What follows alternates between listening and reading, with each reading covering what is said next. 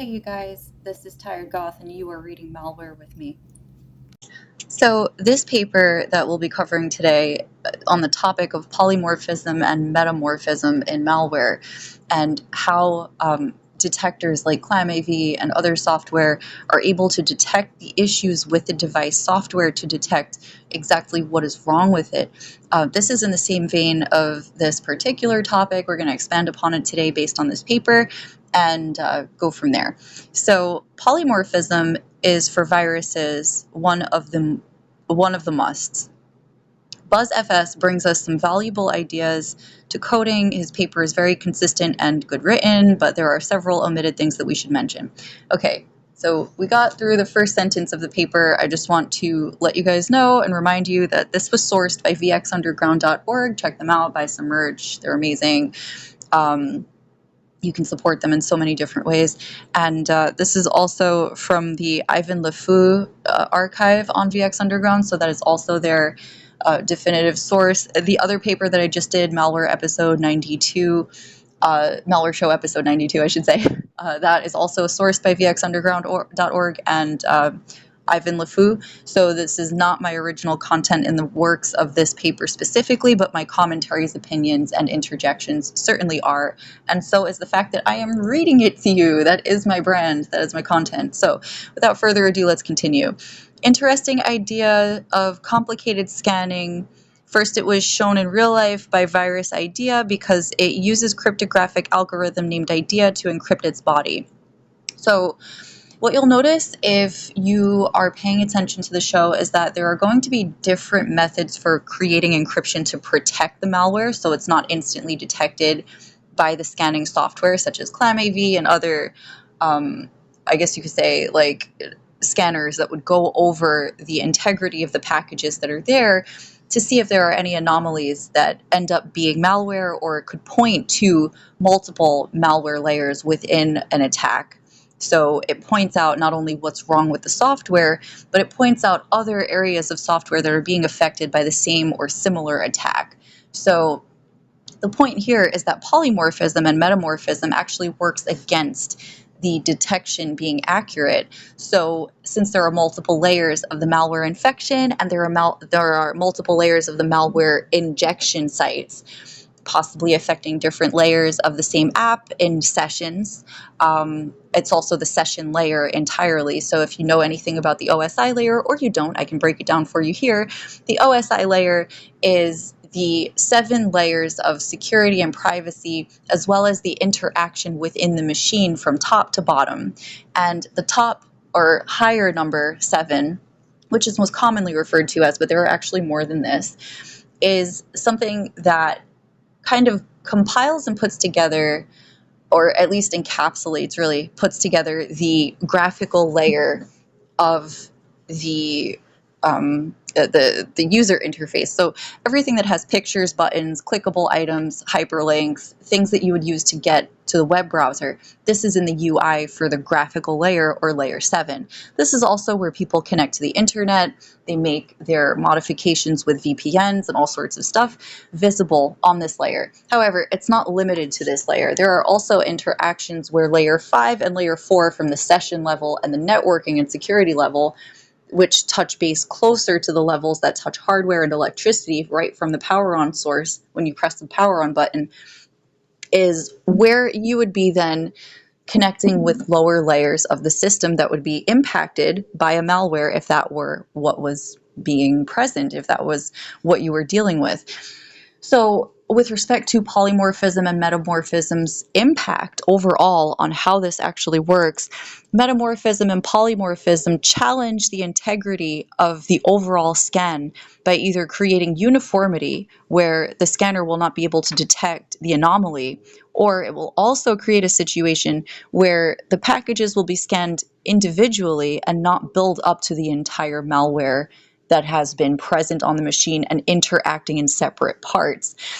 It's also about the network communication that facilitates the spread of the malware, which is something that in this paper, I'm sure it covers, how the malware adaptation has evolved and adapted to the functional use that is belonging to the device and its integrity, and then how it changes it over the course of time and goes undetected by a scanner because it's broken down into parts and affects different portions of the machines that handle garbage collection, cash collection, and disposal, similar to garbage collection, but you're looking more at the Ruby language side of the programming and the files itself to check for those kinds of infections, and obviously the strings that create them.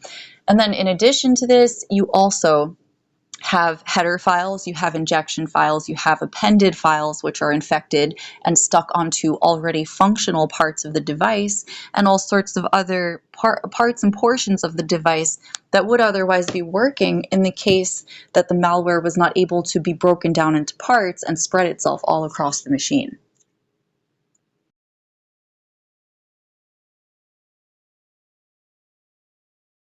Important thing to recognize on the topic remaining on polymorphism and, I guess, metamorphism of these types of malware strings is if you are working with something that is fully functional out of box and you notice these anomalies that are separated over the course of different files coming together and working interoperably, be it in a compiled file set, like a set of folders that have a bunch of data, or other examples of this that more so reflect the interoperability between hardware layers. For example, you'll have layer 7 at the top that controls stuff like camera footage, media streaming, MIME types, and how it presents itself on a screen, versus the lower layers that have a little bit more to how the electricity that powers on the device and creates the kernel interaction to operate into an operating system and open things up and create the way that these applications can then function.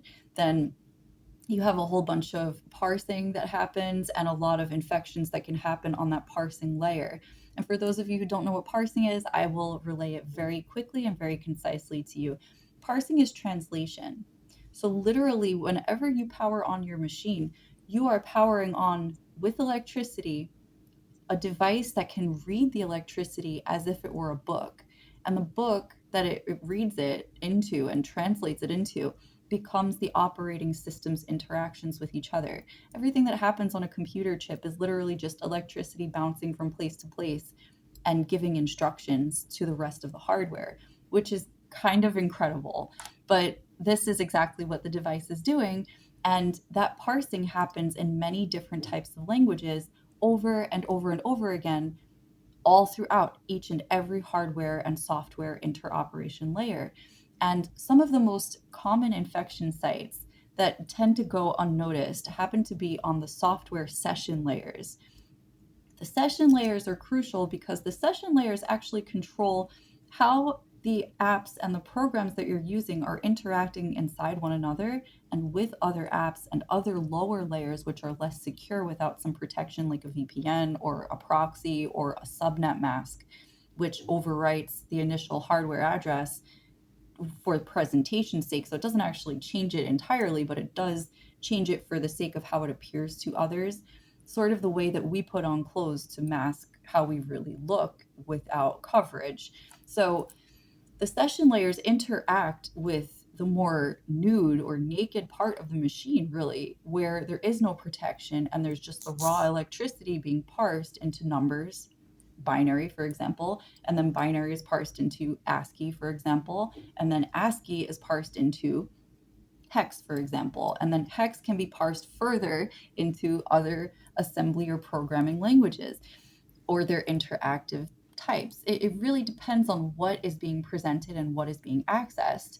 So, for the sake of protecting the device itself from malware, you actually have to look into a few different interoperable layers to see where it's really going and what's being affected. But because ClamAV or other vision, I shouldn't say vision, but other scanning types are the types to look into solitary files and maybe not the whole scope of the files interacting with each other, it may not read the entire infection string that is causing these issues to put it together and say, oh, this is the full string, or this is where it landed and this is what it affected afterward. It's kind of a simpler process, the scan. So there are things to look into and things to take into a higher and secondary and third type of step type of analysis in order to assess it the most effectively. So these papers that have been coming out about polymorphism and metamorphism have both dissected the methods where this is impactful, but also explained how these things are written in order to use it as an appropriate defense against it. Because if you know how it's written and you know the file sets that would be targeted, such as the garbage disposal for apps, meaning whenever a cache is dumped somewhere, that handoff where the cache is released is actually where that infection would try to sneak in, almost as if it was sneaking into a back door or an empty seat where it didn't belong, and something else which was integral to the application or the program was meant to be seated. So what will happen is, in a situation like that one specifically, there will be something called a cache or a buffer overflow, where the buffer that is actually going in a circle, sort of like I would say not a merry-go-round, a carousel. It would go in the form of a carousel and release things and then pick other things up as it rotated. So the closer it got to whatever level, it would dump stuff that was no longer useful to it and include new data as it was going back up.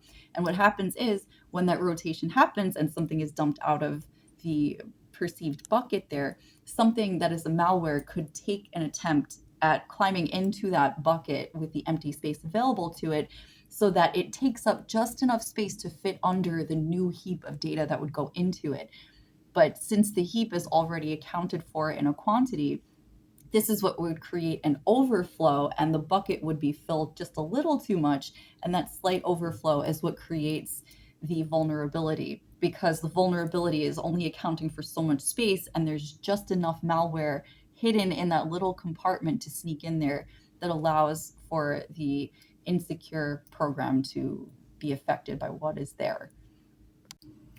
So this has been a brief overview of what it is that we've been talking about this week. This has been Tired Goth. Thanks so much for tuning into my show. Be sure to check out VX Underground. They are the source for these papers and the largest host of any data having to do with network analysis, malware papers, malware analysis, malware samples, live samples.